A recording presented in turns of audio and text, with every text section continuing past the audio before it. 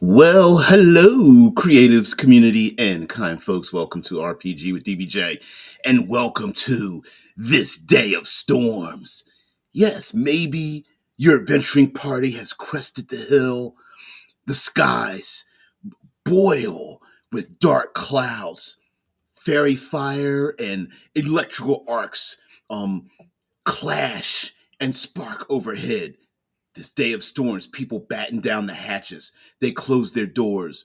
They gather their young ones inside, protecting themselves. Maybe there are others who are filling sandbags, awaiting the torrential rains. Others are placing large metal rods at the top of homes and houses, lightning rods to ensure that other more important establishments are not hit by lightning and thunder and electrical arcs coming down from the sky. Or maybe the storms are internal. Anger starts brewing. Um, Long forgotten aggression is now a flame inside of everyone, and the storms, the rage, the the the way we um, communicate with each other, maybe we start getting offended a little bit more on this day of storms. All right, guys, we'll get into it. Let's punch into the intro, and then let's see what you guys have to say about the day of storms.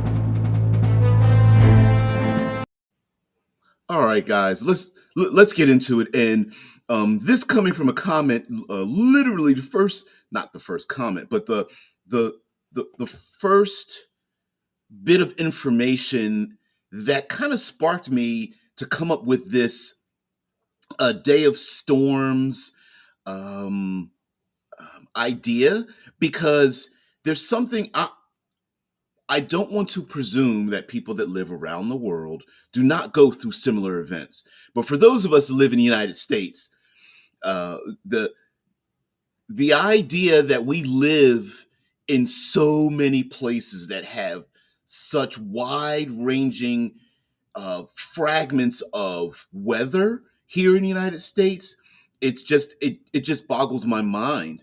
And oh, thank you there, man. Yeah, and TA brings up something talking about like Oklahoma during the spring. Um, there are the flyover states, all those places in the middle of the United States. You know, people think of like the four corners, right? You think north in Chicago, big city, Illinois, and then you think on the East Coast, New York City. Maybe you throw in a little bit of Jersey and the Carolinas, and then we go down south, and of course, south you have like Texas and Florida are like the big two that's often brought up in media. And then, of course, the West Coast, you have California. But there's a lot of space in the middle. And we have so many different varied forms of weather events. Now, today, we're going to be talking primarily atmospheric weather. Rain, hail, storms, winds, tornadoes, hurricanes. But I feel like yeah, Day of Death. Yeah. I love these ones that Dead Man brought up, but the and of course I want to write them down. I've been writing them down since we started this. But the idea that we live in places where people are like, yeah, this is the season of. This isn't the day of storms. This is like the season of, and there are so many places to get. I mean, freezing cold and hate. I mean, hail and rain and heat and mudslides and such. And I think the fact that we as humanity tend to be pretty stubborn, and we place a value in living in a place that the dangers of living in that place don't override our value of being there.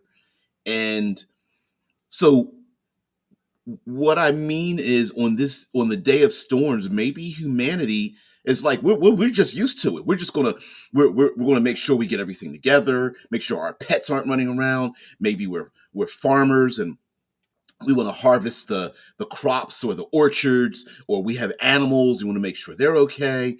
There may be travelers that want to get from one place to another in a very fast amount of time. This day of series is really underneath it. One of the tools that's involved here is time.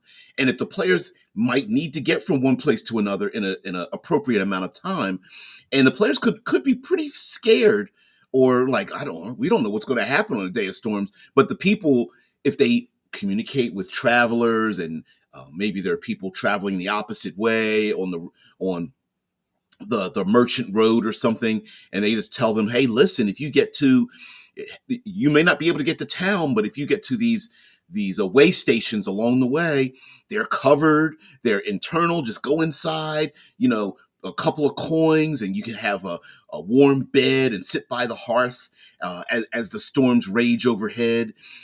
Maybe we often talk about, like, oh, yeah, yeah. I'm sorry, reading it in the chat. Yeah. Mm-mm-mm. Yeah, TA says it's been 105 to 110 degrees Fahrenheit each, each day this week, and I suspect it will be that way for most of August first 2 weeks. And it's always hotter here during that time than in Texas, that is further south. Yeah, we have strange. It is strange because I'm in Ohio Valley, and we get some pretty horrible. We get the remnants of other states' weather.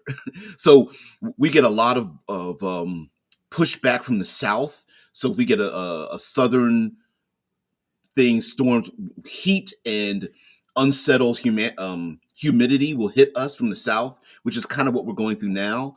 And then from the north, we'll get like cold and wind, and the two can clash and kind of make tornadoes and such. And yeah, right through the middle of the United States, we have Tornado Alley, and then off the coast we have our hurricanes, where the winds blow from off, move westward off the coast of Africa and build. Um, they happen to just build intensity, and then they slam us on in the Caribbean and Florida and the Gulf of Mexico and things like that. It's pretty interesting.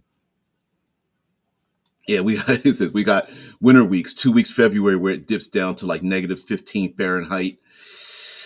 Oof, for more or more, with rain falling and freezing on power lines and trees, etc., causing blackouts too.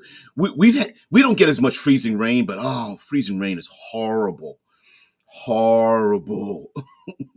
because because of the temperature fluctuations, you never want it to be warm enough to rain and then cold enough to freeze before before the moisture evaporates, because it just turns into black ice everywhere. It just collects on tree limbs and power lines, and it just gets heavy, and it's like you're waiting for the terrible things to happen.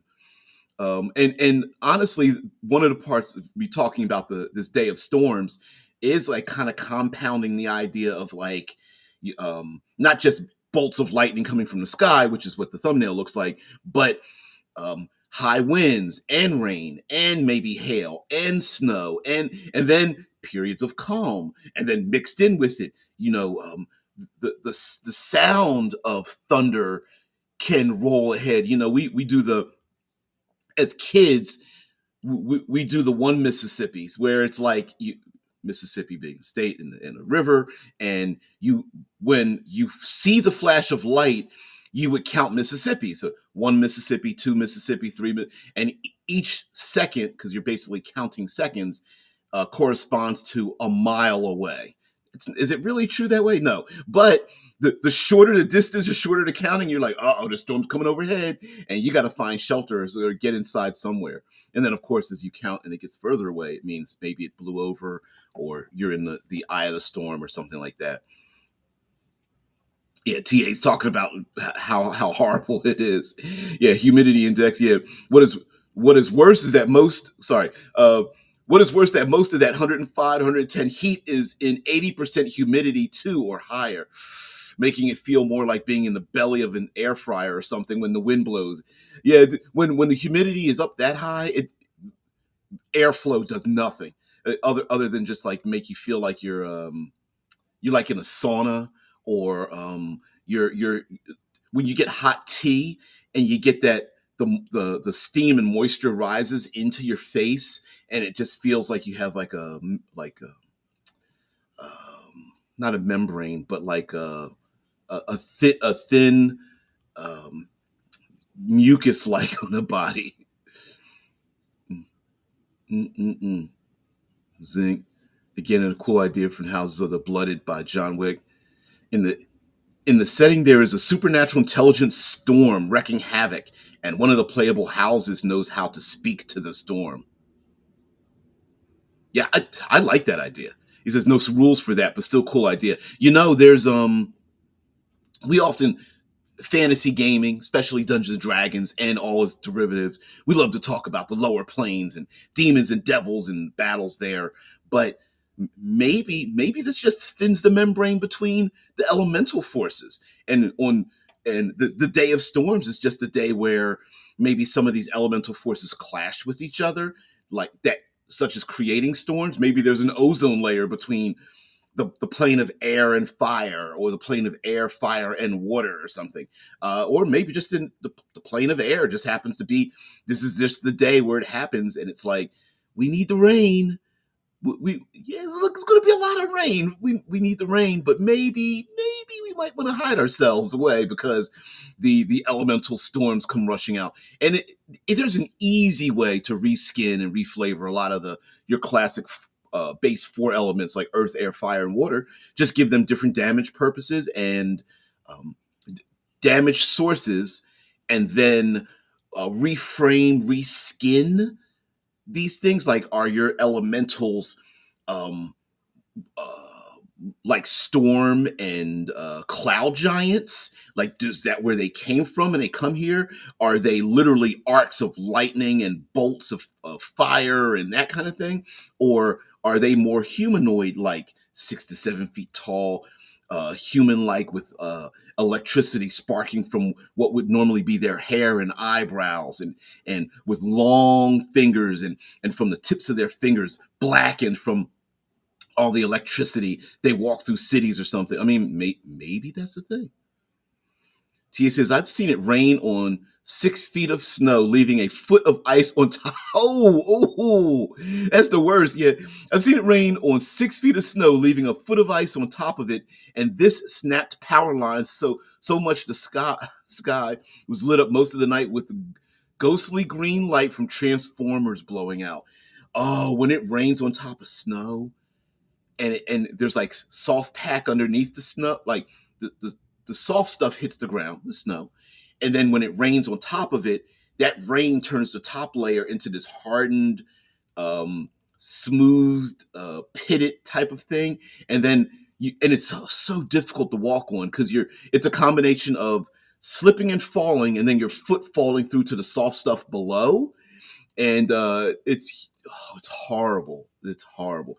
And that's why you if you ever check out videos and imagery, people are scrambling to get up on their roofs even though there's snow on the roof, because you got to get the stuff off of there before it turns heavy. And yeah, oh man. Vince says in Numenera there is the Iron Wind, which is a storm of nanites, which is crazy dangerous as it changes all matter it hits to something else. So people who got hit by it could turn to the glass, etc. Yeah, yeah. Oh man, I love the gonzo weird nature of Numenera. I don't think it gets as much attention as it should as a setting, and I think it's because the setting is so out there. It's difficult for people to relate it to other things, where it, as in modern day fantasy, science fiction, we at least have like movies and television shows and books and comic books to kind of go like, oh, well, it's kind of like this, right? Whereas in Numenera, it's like, it's kind of like, well, nothing. Mm-mm-mm.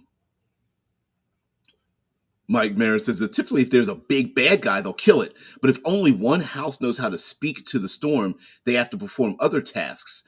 And this, I like this idea of the Day of Storms because it might be a way for it may be so much trouble for the player characters to have to dodge and maneuver and such where the safe spaces might be confined, and in order to stay in those safe spaces they might have to have they might not be able to engage in the violence they want to because you're going to get kicked back out into the storms. So if everyone gathers in a tavern, because you gotta have a tavern, right?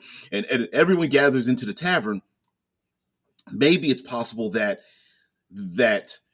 to stay within the tavern instead of burning it down and destroying it, which will expose everybody to the storms.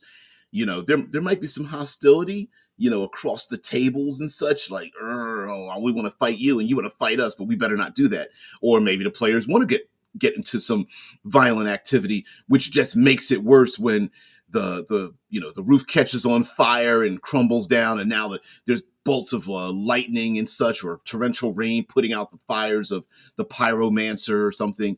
Or worse yet, you're standing in puddles of water with arcs of lightning overhead, which just makes it even worse.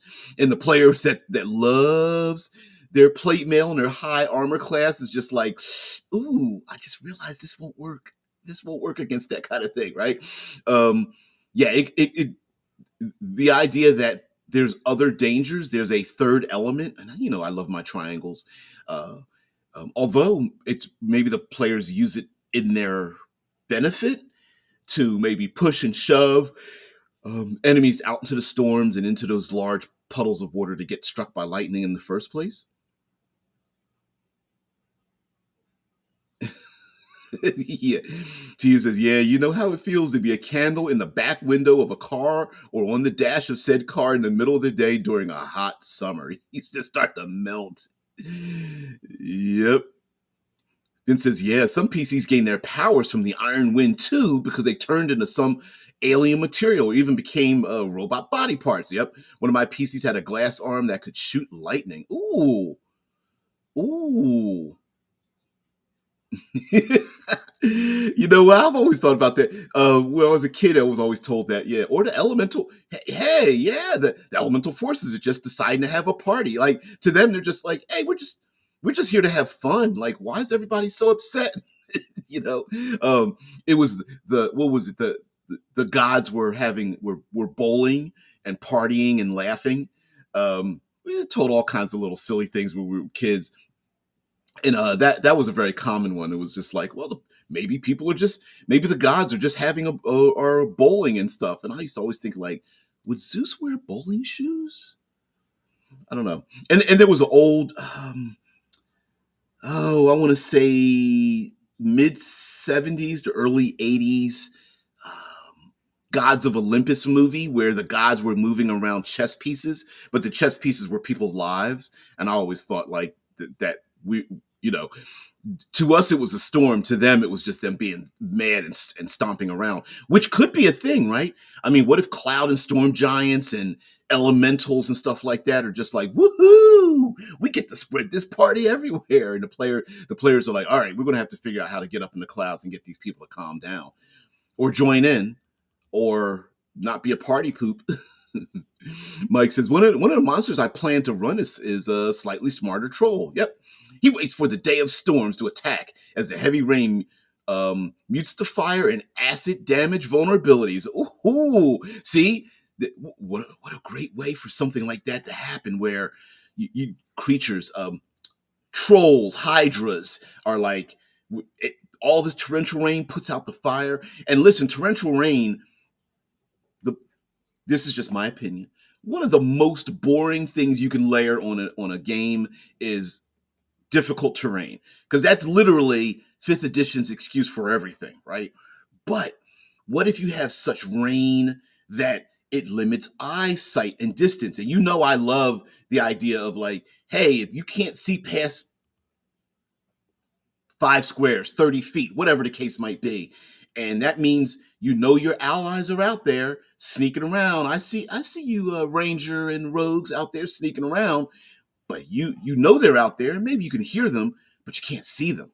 Or the thunder strikes. I mean, the thunder rolls through, and for one round or multiple rounds, everyone is completely deafened, can't hear anything. So that ogre you charmed can't hear your instructions. That verbal spell you were trying to do, well, maybe, well, no, verbal spells would still work, but you couldn't hear them. So maybe those instructions you wanted to give to your other party members to work together, maybe you can't do that either, right? Um, so the fact that trolls would want to would be like, woohoo, I get to ravage and kill and stuff because, and I don't even think you don't even need to make them slightly smart. Even animal intelligence creatures know that when the environment benefits them, that's the best time to go. That's why some animals are nocturnal or live in the Everglades because that's the best place for insects and stuff. Yeah, trolls going like, I don't want to get burned. I don't want, wash that acid right out of my hair.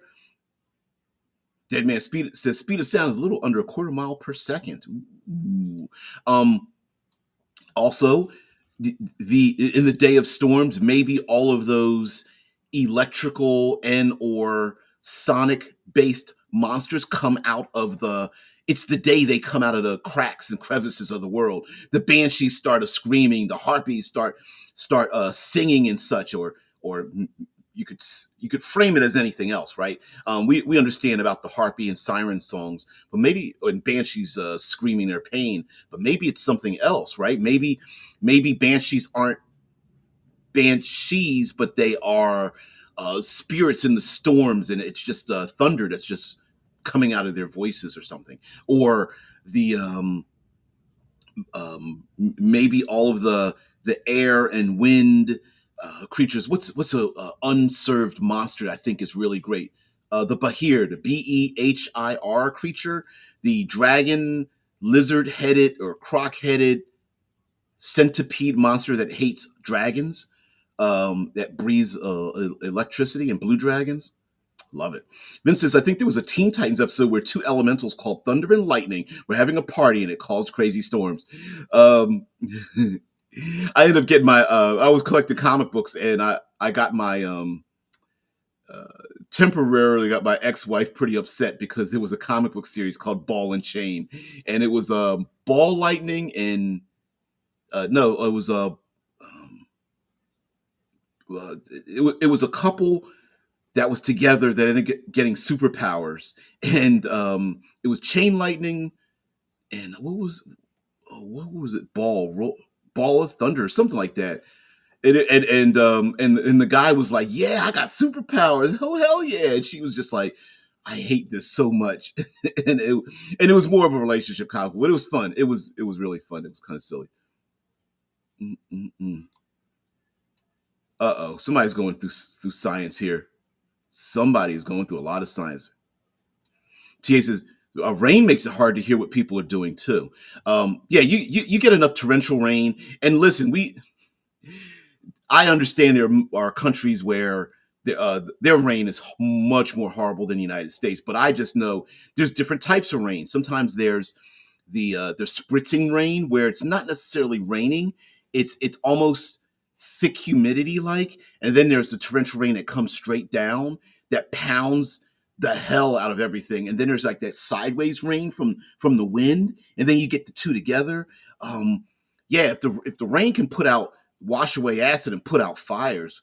What a great way for the trolls to be like, yeah, it's our day, cracking the knuckles and stuff. The pyromancers are in their coven, their towers, going like, well, not today.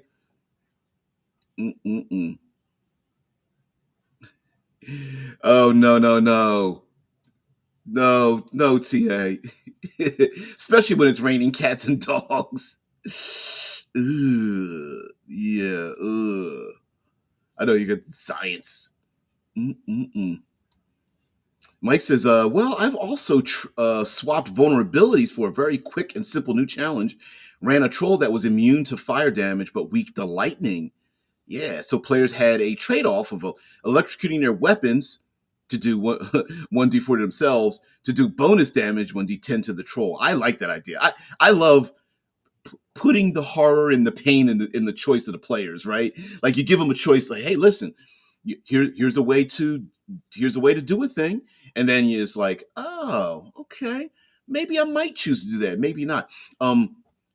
Having giving players choice, and this was me thinking of the NSR, the new system renaissance, which is kind of like OSR, old school gaming mixed with today's design kind of thing. And it made me think about like rethinking or re-implementing um, encumbrance and fatigue and exploration in more of a modern day tool set.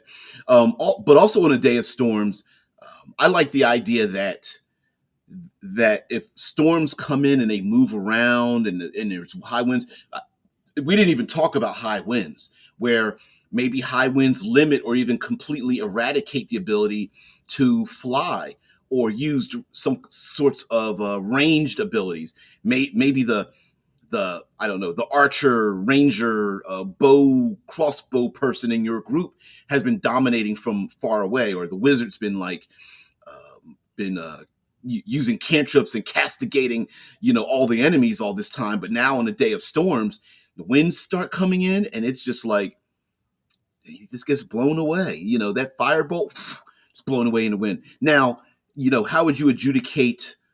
Can a bolt of lightning or a spray of frost or acid move through the air on the day of storms with high winds? Would you say it's just completely negated, or maybe it's just reduced, half range, half power, half effect?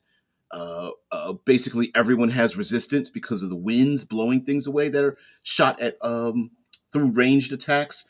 I think in fifth edition, they say high winds say that if you fly, you must land by the end of the round or something. But you could do that with acrobatics checks, dex checks to see if you don't get blown out of the air, or at least blown off course or something. High winds can also, again, high enough winds you can't hear. You could also get blown down. And what a fun way to do this in a on a battlefield, even with theater of the mind, that if someone is knocked prone, um, they could get blown in the direction that the wind's going, moving people around the battlefield in a position where previously you were trying to set them up, but then maybe an enemy falls down and they roll away, or maybe a PC's trying to walk through the wind, and you go with the wind, you get extra movement. You go against the wind, you have a negative movement or something like that. There's all kinds of things like that.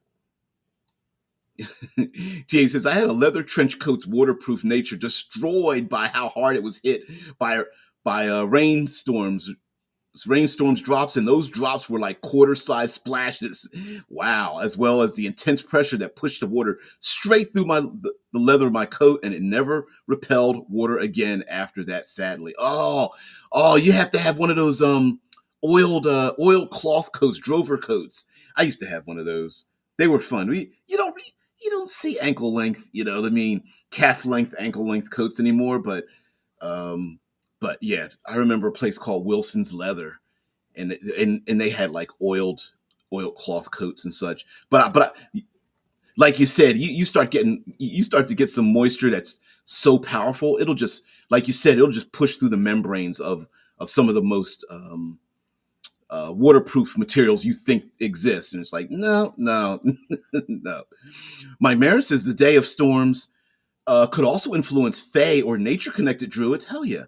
I imagine elven empires could march to war, or normally peaceful druid groves turn mad in chaotic storms. And again, I didn't even segue into this day of storms having an effect emotionally, where maybe past aggressions start becoming heightened on the day of storms, and like arguments between people are punctuated by bolts of lightning in the background, and when the thunder rolls their voices start to raise, and you could see people like looking across the tavern at each other like, you, oh, you mother, and then you hear like like when you see a flash of light in the windows, and then they start walking towards each other, and all of a sudden fists start flying when the thunder rolls or something. That, I mean, saves to not be possessed by anger or aggression could be a thing.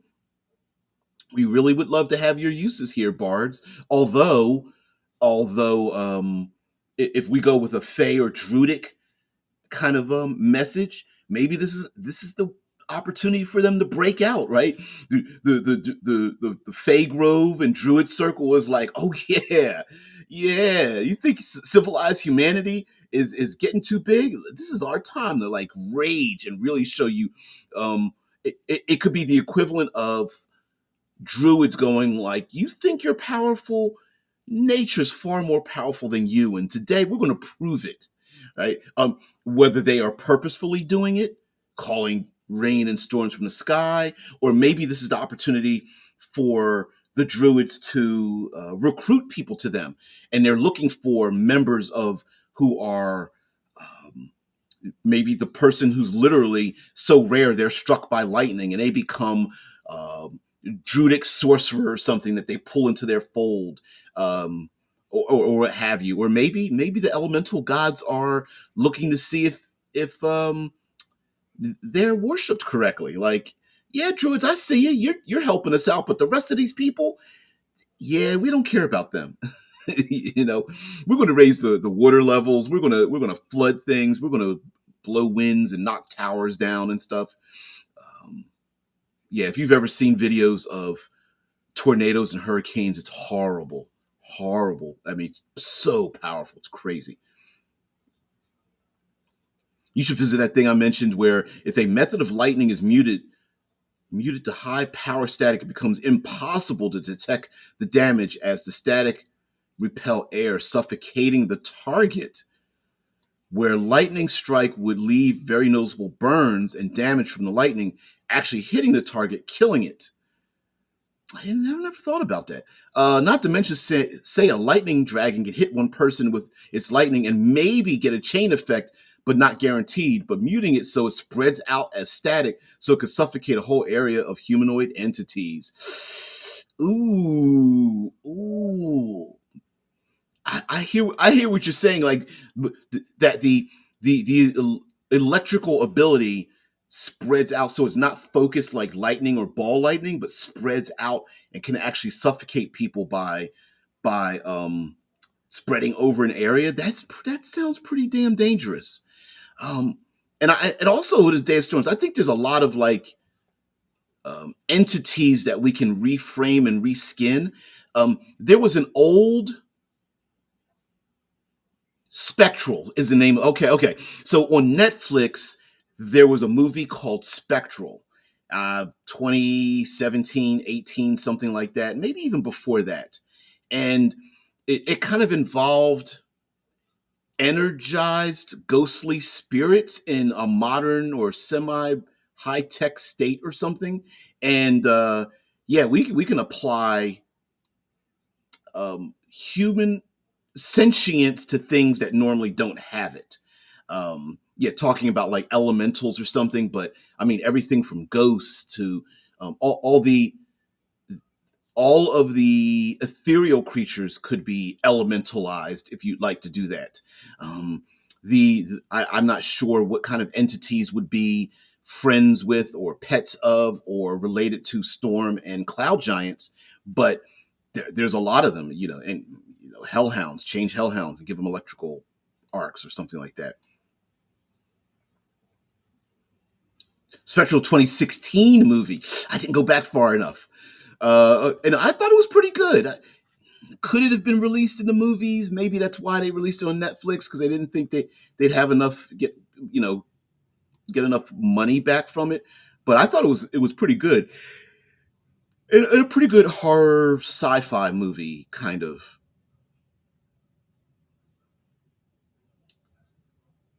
TA says, I did not know about Aussie leather conditioner at the time.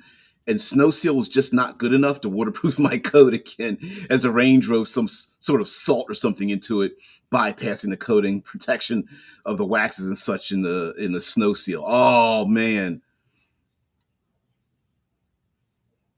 Sometimes the chat will get blocked if there are like links or something like that.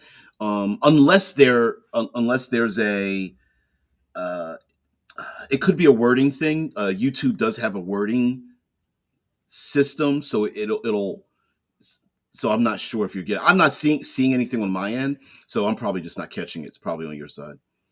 TA says that is why I went on a rant of the science of the air and atmosphere to the point of how to point out how over 99.9% of the area around us is a vacuum. So push out that 0.00.1 volume of air and you suffocate as if in space. And it's funny because a lot of this goes off into like other types of science about how much space there is between even solid objects, the molecules of solid objects. And like you said, by pushing out or that vacuum or filling in that vacuum, it's how you get the collapsed air. When explosives go off and it sends out that explosive concussive wave, that's a possibility too to use that in a game where like, listen, it's not just lightning. When that thunder rolls through, it's like a concussive wave that almost will literally suck the breath out of you as it passes by or something like that. If you want to make it even more damage. But on the day of storms, we might have people who are we may have individuals who are trying to collect the power, maybe, using magic and fantasy. Today we have power collectors. Why wouldn't there be arcane power collectors? People who are literally using lightning rods to collect power to use in their experiments or to funnel their own abilities or use them to funnel that power into individuals who are like conduits for power or enslave these wild elemental beings that are just trying to have some fun and enslave them into like Eberron and the lightning rails and how they use elementals and such. And it depends on how you think of elementals. Are they sentient? Are they not sentient? Is it just are elementals basically less than animal intelligence in the sense of like, are they more like plants? They just happen to be made out of energy and such, or do they grow sentience over time? Like, are they animals like pets, even though they are balls of lightning and power and electrostatic and such? And we don't necessarily need to play with just like we were talking about different types of rain. There's a lot of aftermath of that. Bolts of lightning causing things to catch on fire. Talking about static electricity, ball lightning, the vacuum effect that TA is talking about, electromagnetic effects that start to affect things magnetically or neurologically.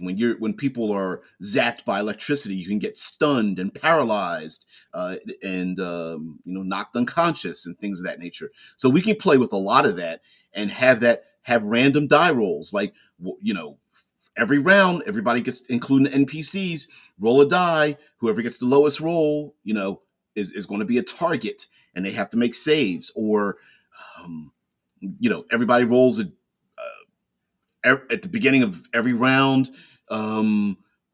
Pick a random spot on the battlefield, and that's the spot where electricity is. You could smell the ozone, and the hairs rise on the back of your arms or something. And if anybody moves through or ends their movement in that space, boom, they're zapped. Right?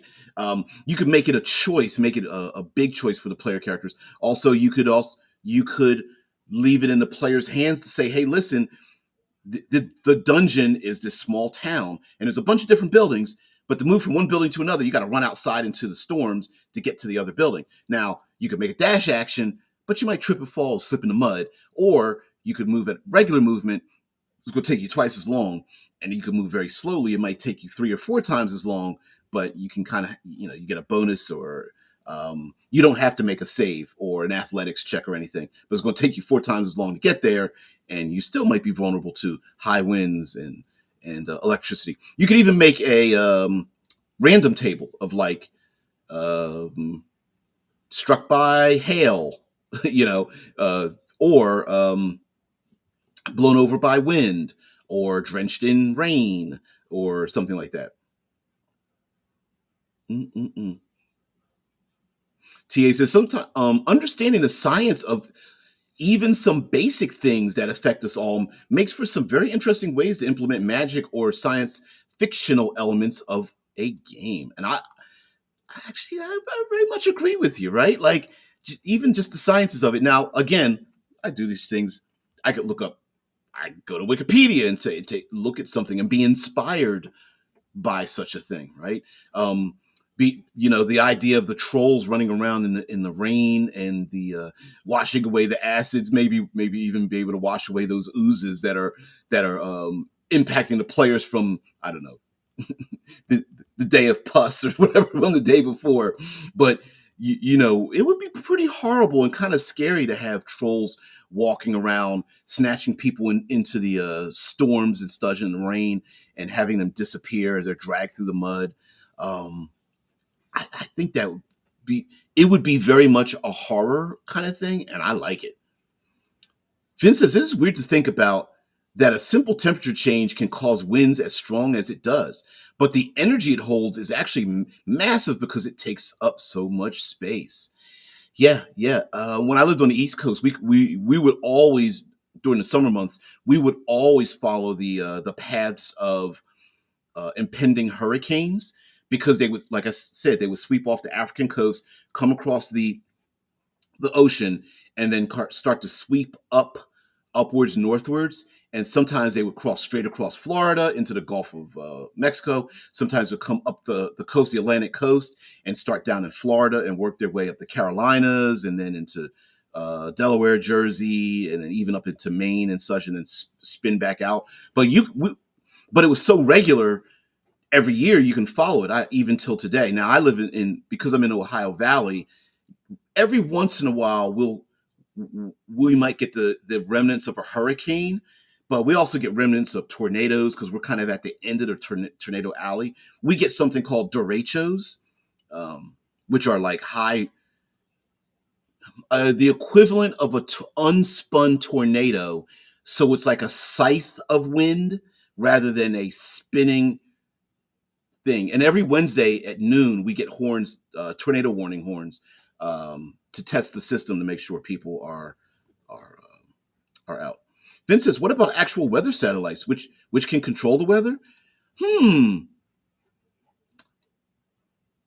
Going back to the Druids, maybe during the day of storms, even though the Druids have always been a pain in the ass to us civilized folk. Oh yes, the damn Druids are dirty. Yeah, but maybe on the day of storms, it's like, we love you now. Could you please tell us where and when and how the storms, and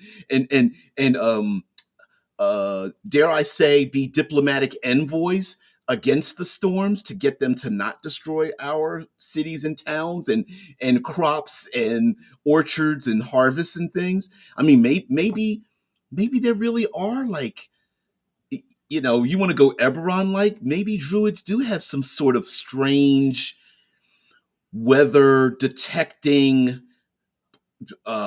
atmospheric kind of thing, whether it's a device or a weird plant or floating thing, or maybe there are thunderbirds that circle overhead that the druids can read from their circling patterns, that these thunderbirds are like um, attuned to the storms, and they kind of like follow the storms. They don't really fly into the storms, but they like circle around them, maybe because they feed off of the electrical energy and allows them to fly far distances. I don't know, or somehow enhances them to lay eggs or whatever. And the druids are like looking in the sky and calling to them and whistling and clapping and stuff, and they're like, oh no, it's going to go this way, it's going to go that way. And then maybe the players need to follow. The players follow the druids follow the thunderbirds, the birds follow the storms, and the push and pull of it is the players are being pulled away from them, where the safety is to be with them. And the druids may ask, they're like, we don't want gold, but we sure do. We sure would like you to go on a quest for us. Yep. So yeah, he says, yep, the atmosphere info and how Mylar space blankets are how I engineered a thermal diode that requires no power to actively pump heat out of a house or whatever, or into if flipped over. Ooh, that's I was listening to a future tech podcast or something. They were talking about like passive energy distribution, like using, like, for example, when cars and people walk over asphalt and concrete, that you could put um, energy transformers underneath it so that the pressure creates something.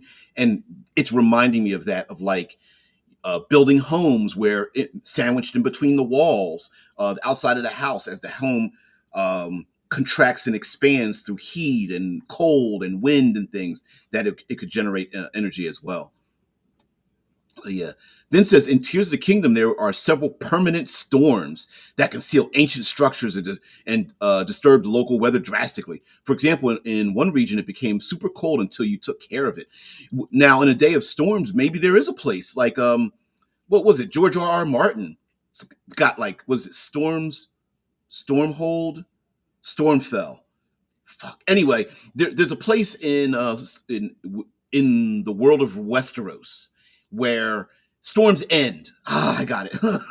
I'm sure you got it before me. Storms end. At storms end, guess what? It's just constant storms. And maybe there are people who live there, right? They're used to it. For the rest of us, it's like on the day of storms, the storms at storms end. I'm stealing the location, by the way. So don't use that. It belongs to somebody else. But the storms that happen at storms end, maybe on the day of storms, those storms, it's the season, and those storms reach out to other places that they're just not used to it. The desert land and the swamps and the mountains and the cold area. But the people who live there are like, you need our help? You got to come to us, right? We're used to it. Man, what if they have like a group of like heralds or marshals or paladins or something that are electrical based, right? Like they get struck by lightning, they're like, hell's yeah, wearing like Faraday cages on their armor and stuff. Mm-mm-mm. That's funny. But, ooh. Tia says, if you have enough people who believe it is raining over X city, it causes rain to spontaneously generate in that area, sort of effect where the AI lies to a whole world to get that belief, basically using human mind over matter collectively to cause effects far more efficiently than any DARPA equipment. You know what? Maybe the day of storm, maybe everyone believe because people, it was written down on a calendar and people believe it's the day of storms like the other days. Maybe that the belief causes it to have an effect, which then the people who don't believe, who are outnumbered by the believers, believe it because it happens. So now they believe it. Oh no, war by ecological damage could be a thing.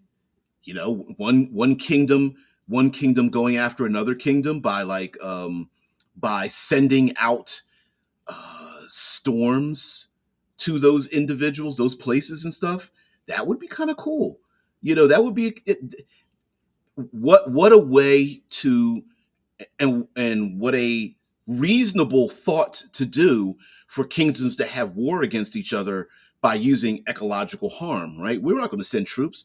We'll send elementals and storms and, of course, other things. We'll attack you psychically. We'll ruin your dreams. We won't let you sleep. We'll send animals and beasts and things like that. Yeah. It might be a thing. Armor. Mike Mayer says, and stealing from those wielding metal weapons, armor, attracting lightning, an easy dynamic choice for players. Maybe certain metals attract lightning elementals, leading to baiting enemies in combat. Oh, hell yeah. Yeah. Throw an iron sword while a storm is going will call down a lightning at that spot and hit enemies. Ooh, it's like iron javelins, iron tip javelins. They're like someone's like, oh, they're throwing javelins. That's no big deal. I'll just block it with my shield. Javelin pierces shield, draws down lightning bolt, kills you, and blasts you and everybody in a 30-foot radius in a big bolt of lightning that hits them. That would be, oh, that sounds sweet. Damn. Could you imagine like these warriors standing on their castle walls, like holding up these spears and like their pikes and stuff, like, yeah. And they're like throwing. There's maybe a couple of dozen of them on the castle walls fighting hundreds of hordes. And they're just like holding up these spears and javelins and they toss them down. And when they toss them down, you just see a bolt of lightning from the sky. Boom.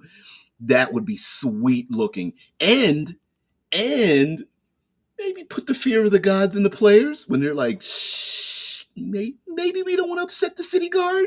Maybe we don't want to do that. Maybe not. Yeah. Yeah, Vince says, it's not really how it works in real life, but a super fantastic mechanic. Oh, yeah. Oh, yeah.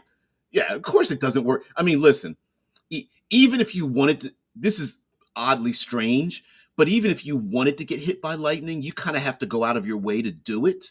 Now, you can do it, but the chances are low, even if people do run around. But who wants to take that chance, right? It's like, it's the die rolling effect that we all know, probability, right? Like rolling a 1 or a 20 on a D10 on a D20, either number is only a 10% chance. But do you want to take that chance if it would automatically kill your character, right? You play a game and it's like, hey, every 10 minutes you got to roll that D20, and if you roll a 1, you're dead. I mean, whatever. It's just the world. It's just you just get struck by lightning, you're dead. Right? Nobody wants that shit. Yeah, and it's much more rare to get hit by lightning. But I like the idea of that. Every round is someone going to get struck by. I mean, have to make a save. Does that make sense? Not really. But is it cool? Hell yeah! And what a great way to explain this region in your world on the day of storms. At storms, and maybe on this day, this is the day where they get to not only prove their power and independence, but they beseech the powers of the elementals so once a year they get this power, they draw it into themselves, and then they have to parse it out over the years because everyone's like, that's where we want to be. That's where we need to steal the storm stones, whatever, right? They mine storm stones here in the deep valleys and crevices of the mountains and such, right? And the storm stones are like batteries that absorb power, and everybody wants them, but these people hold on to that stuff, this material, and but over time, like a battery, it runs out of power until the next year, the day of storms. So they need to hoard it, but they also need to use it to keep their enemies away. And their enemies know you only have a little bit of power till the day of storms comes about. That would be pretty interesting. A kind of a cool society of sorts, where when those people leave home and around their neck they're wearing a little gem-like facet or crystalline thing that's a storm stone, and what kind of wizard they are, or sorcerer, or cleric, or fighter, or some whatever, right? Like where they came from, who they are, and they may have a little trinket that lets them do a thing. Maybe the trinkets are nothing but like it turns black when a storm is about to hit, and it can kind of predict storms that are coming. No, mechanical additional effects, or maybe anyone that has a storm stone is a magic item, and you have to attune to it, and it gives you like an extra D8 or D10 of electrical damage when you hit with like a melee weapon or something. Or you could charge a ranged weapon with it or whatever, right? It's got 2D12 charges in it until it runs out. Then you got to take it back home to get it recharged on a day of storms. Seeing how the same amount of air in a calm area versus a tornado is a good way to explain why a light bulb is so much less destructive than a laser. Yeah, it's like, yeah, it's it's the same thing. It's light, except one is heavily concentrated and the other one is Mike Mayer says there is a degree to which knowing actual physics of lightning is less fun than making it magical lightning. True that. Overpressure and voltage potential changes are neat, but not necessarily fun. But you could play with it, right? Like um, a how interesting would it be for the player characters to go through a dungeon, but the floor is nothing but a metal grate, and it's raining and it's windy, and they look down and they're like, oh, this is why they made the streets out of metal with metal grates and bars down in it. It's like, damn, right? Like maybe the metal grates are just high enough to let water and rain wash underneath. So it's like storm draining, right? But all the streets are made that way. And it's like, well, who went out of their way? I mean, I get it. You can, use water to wash away the sludge and stuff, but like, why did they go out of their way and use all this metal for that? They could have used it for weaponry. And then they're just like, oh, no wonder. And super electrically charge the floors, and then a player characters need to jump up on things so they don't get electrically charged or something. Right? I think you could have a lot of fun with that. But I do agree with you there, Double M.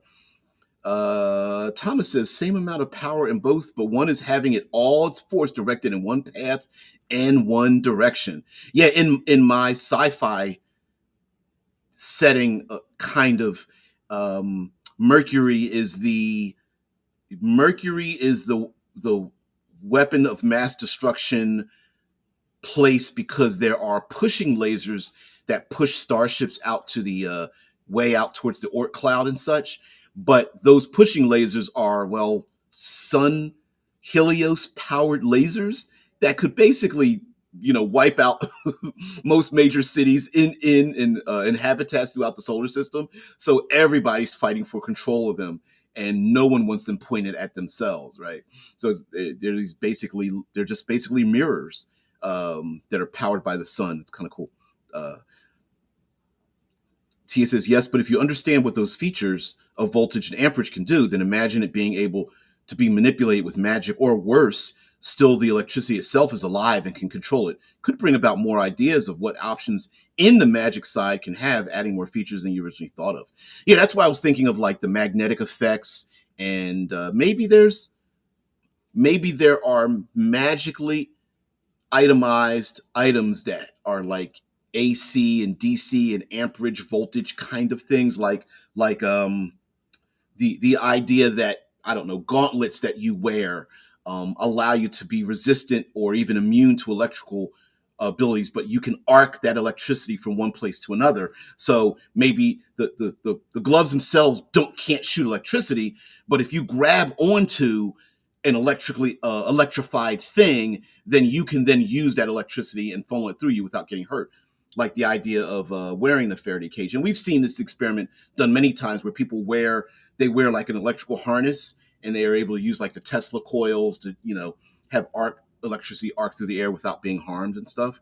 So yeah, and there might be monsters that are like, oh, this is kind of fun, sweeping and flying through the electrical arcs in the sky, and might also be a little bit like I can smell the electrical charge in those humans down there. Boy, humanity is kind of fun. I'm going to attach myself to their back.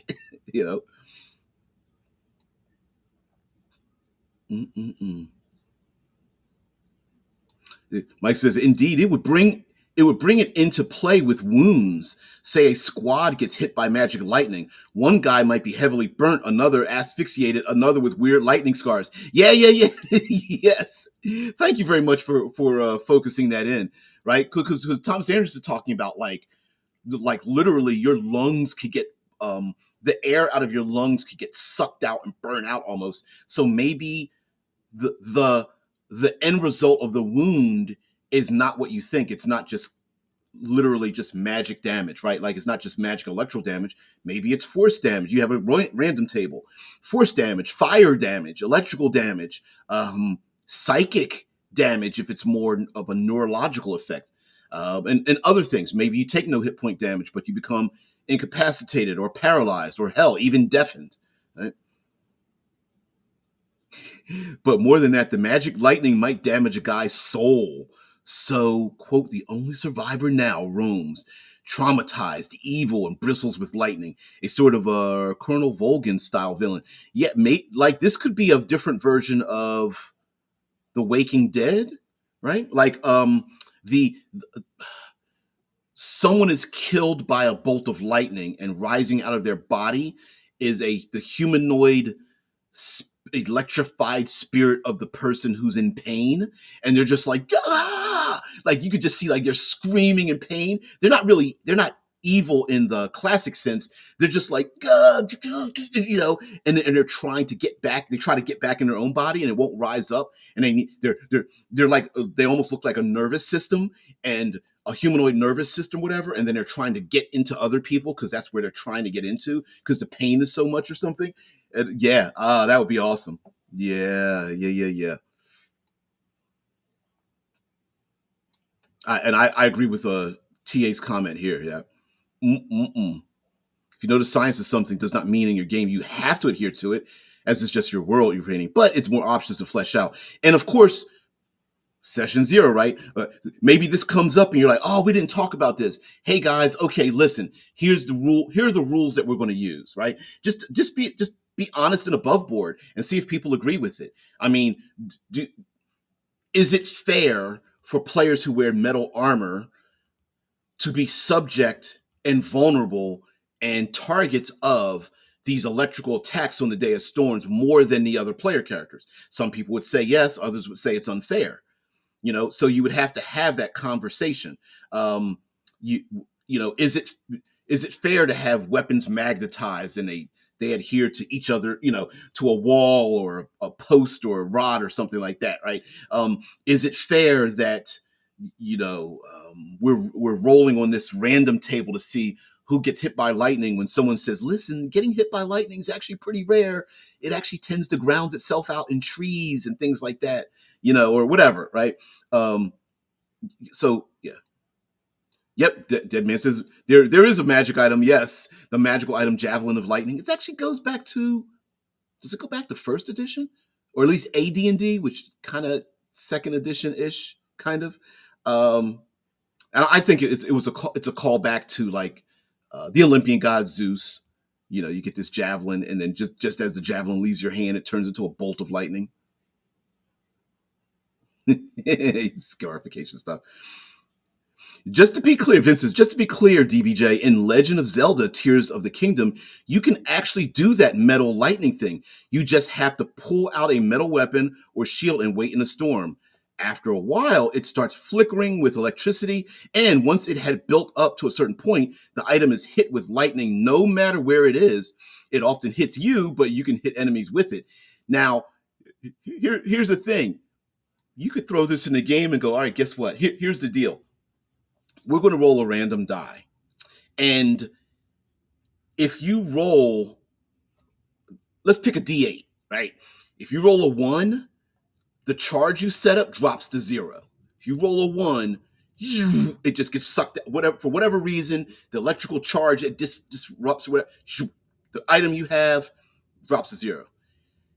If you roll a 2 to 7, you get from 2 to 7 charges of electricity that charges your weapon. But if you roll an 8, it actually discharges on you, and you give that charge a certain amount of numbers. Or you have a low die like a D4 or D6, and every time you charge it up, you get this extra.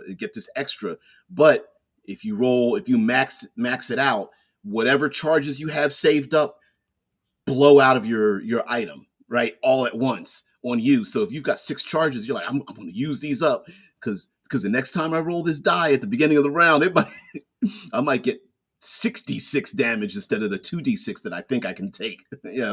So you could put that in players' hands. You could put that like, hey, you got those storm stones? I don't know, whatever. Pull that out of my ass. Here's hey everybody, you've been given a storm stone to survive the storms, and so here's your benefit for wearing that thing, but here's also the limitation. Mm-mm-mm. Breath of the Wild. Yep. Magic item Druid Lightning Lodestone, the equivalent of calling in an airstrike with a laser marker for druids. uh, I am overhead as a giant eagle. We read you loud and clear down here in the Druid Circle. Top Gun Maverick, a Druid game, Top Gun Maverick style, right? Where they're just like flying through the air and storms and stuff. And we've got an airstrike. Laser paint the area, and then one druid's on a cliffside pointing down in the area. Fairy fire and light shines on the area as it comes through the clouds and the sun. I see it, and then all of a sudden you get like 6 druids in their wild shape sweeping through the air, diving down. 1, 2, 3. I'll take care of the cover. You drop a bomb. Yeah, that'd be kind of awesome. I don't know. You could get players riding on Thunderbirds through storms. I think you could convince them to do that. Because how badass would it be to ride on the back of a big, I don't know, blackened giant bird with electric arcs sweeping from its talons and the edges of its wings or something. TA says you can tell when lightning is about to hit. By the way, I had it tell me. I had someone tell me, and it saved my life. Doesn't it start from the ground? Even though we think we see the light. I always heard, and I don't know this, TA, but I always heard that lightning actually starts from the ground up, and then we see the light come from the sky back down again. So it actually, so the bolt of lightning actually hits first before we see the light strike down. Something like that. I could look it up, but I'm not. Mm-mm-mm. You have a moment of quiet and static, making your hair stand up. I had that happen in the desert and moved, and not a minute later, lightning hit the outcropping where I was standing. Ooh. Yes, yeah, there it is, TA. Solar lasers made using a star is Stell Lasers, and Isaac Arthur's talks about them all the time for pushing ships around on a star-based laser highway system. Yes, I listen to Isaac Arthur on a religious-like basis.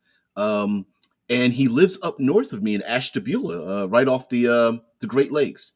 And I would love to meet him one day if I ever did. And we actually had a slight conversation years ago. We had a conversation. I reached out to him, and he loves role playing games and stuff like that. And we ended up talking. I don't know. We went back and forth like maybe like an email chain. It was real short, but yeah, he reached out. Someone pushed me towards him, and then he reached out to me. Yeah.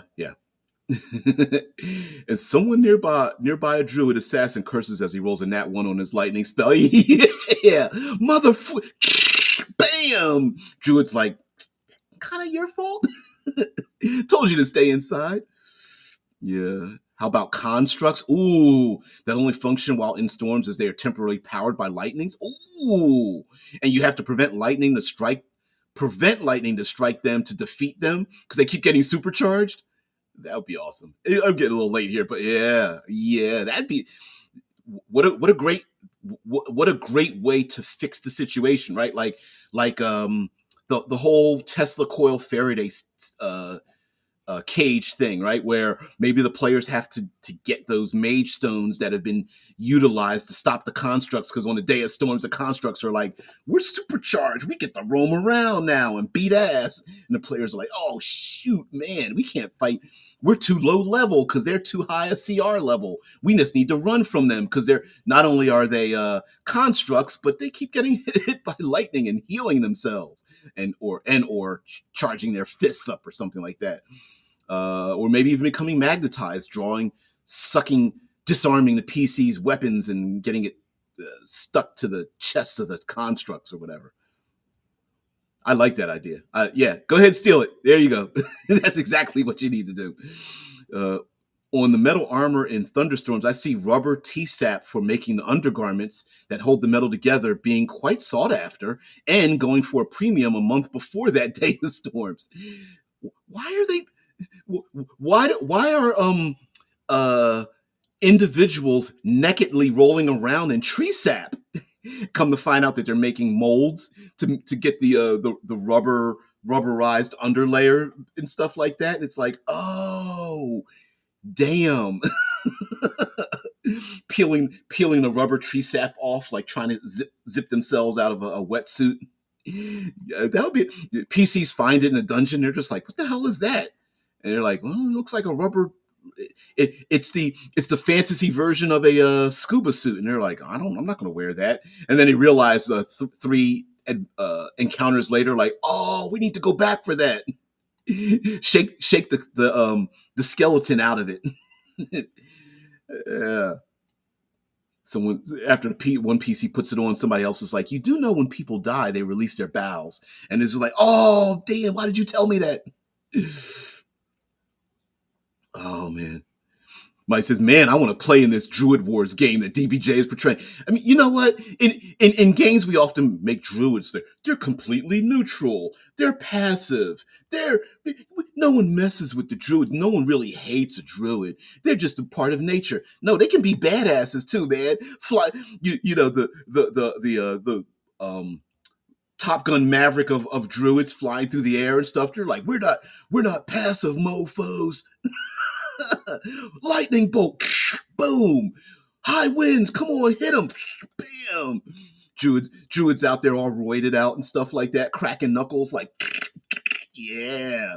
You want to talk? You want to come to me? You got to talk to me. And then standing behind them is like the equivalent of like big burly roided out like bodyguards, but they're all like elementals and like things like that. Maybe there's like a stone elemental, but it's like affixed with veins of ore and such that's drawing electricity to it. Maybe there's like a sand elemental with like lightning rods stuck through its body and electricity's hitting it, turning it to glass, and is using that glass as weapons and stuff. Oh yeah, you can have be some badass people.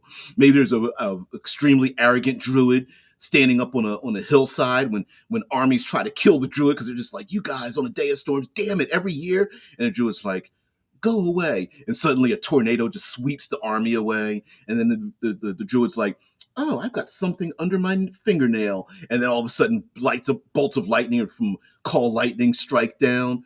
The druid's like, yeah, I might not live by the end of this day, but I'm going to have me some fun. I'm going to have me some fun. Vince is like, yeah, Isaac Arthur for life. Great guy. Yeah, hell yeah. So fun and so cool that he has a speech impediment, and people were just like, I don't give a shit. I love what you do. Yeah. Vince says, maybe want to meet him. Want to meet him too, but also DBD, maybe we should meet all together. I would love to do that. One of these days we will. Mm-mm-mm. Fight. Oh no! Oh, I'm missing something. Yeah, thanks, Em. Oh man, fight in one piece. No, God, the book. I am currently reading What If? Serious Scientific Answers to Absurd Hypothetical Questions. And he has a whole chapter about lightning. Oh, a rubber humanoid shaped skin suit with no human in it would be quite disturbing looking in regular rubber like that. Almost like a human skin suit from Edgian or Leatherface. Hey, what's the monster? Not Roper. Screecher, no, Choker. The Choker is kind of like that. It's a humanoid creature that dwells up in the rafters and in deep dungeons that basically doesn't have a skeleton, but it's all like fleshy, and chokes people. That's why it's called a choker. Yeah, it could be like that. Rubber suit floating around like the things that are outside of like auto dealerships that blow through the air with the fan underneath it. And they're like, no. In one chapter, he answers the question, what happens when you turn on an air dryer in a vacuum box? And at the end of the chapter, he destroys the world with it because he put so much energy into it. Ooh, I like that. All right. It's getting late. I got to get out of here. Thank you very much for being part of the show. Day of Storms, having a ton of fun with this. Why won't it? Come on. Why won't it switch over? We'll put this back up here again. There we go. Day of Storms, thank you very much. I am creating thumbnails for all of the ideas that all of you have had. Thank you very much, by the way, at the beginning of this live stream, Dead Man, you brought up a ton of great ideas. Let me see, let me go back to them. Here we go. Day of victory, day of defeat, day of creation, day of annihilation. Of course, we can use physical objects. Day of butterflies, day of cats, day of rocks. I mean, anything like that. So if you guys have any of these ideas, even afterwards, and go, oh, I got a great idea, put it in the chat. Put it in the comment section. I read all of them. Mainly because I don't really get that many comments. But so it's very easy for me to do that, especially when I'm at work and all that kind of stuff. Thank you very much there, TA. This is an excellent show to get the brain juices flowing today. Thanks again. That's the whole point. Listen, day of death, day of life. Yeah, hells yeah. Would be pretty interesting to have a day of life, or even specifically day of healing, where nobody dies. Yeah, Day of Dragons, Day of Dungeons, Day of Doom, like you said before, Vince. Yep. So yeah, it would be pretty interesting where every single person, including the PCs, heal like trolls, especially after this troll thing. Yep. Yeah. Anyway, guys, have a great one. I appreciate you guys being here. If anybody new is with the channel, you've been here this far, you might as well come on, give me the finger. Like, share, subscribe, um, get notified. We this show goes live on simultaneously on YouTube and Twitch, if you prefer one platform over the other, and all that kind of thing. Doom, doom, doom, doom. What's Monday? I don't know yet. I'm going to do a montage of your ideas. I'll probably pop back and forth between you, Vince, and what Dead Man brought up. I'll probably just go back and forth. Thursday night, I will be having a conversation with Doug Burton, who came up with the Heroine's Labyrinth, an antithesis storytelling framework to the hero's journey. Long story short, he reached out to me, and we're on a email chain right now. He can't wait to do it. We're going to talk about science fiction and how it fits with that, some fantasy elements, and try to gear it towards role-playing games. Like we've got the 5-room dungeon, we've got the hero's journey, we've got things that tell that part of it. But could we use it to make a framework to basically tell an easy Heroine's Labyrinth story? And with that night, it will probably be 6 p.m. for me, unlike 6 a.m. right now. I don't know what time it would be for you when I'll broadcast it. It'll be live, but it won't be in the morning. It's going to be evening, and it's probably going to run. I'm going to guess it's going to run about 2 hours long, but I'm not sure because he's done these interviews with Heath from Heath's Geekverse, and his run about an hour and a half to 2 hours sometimes. So yeah. But anyway, guys, you guys have a great one. I got to get out of this place. I'll be back. So anyone have a great day, have a great weekend, and I will see you later. Peace.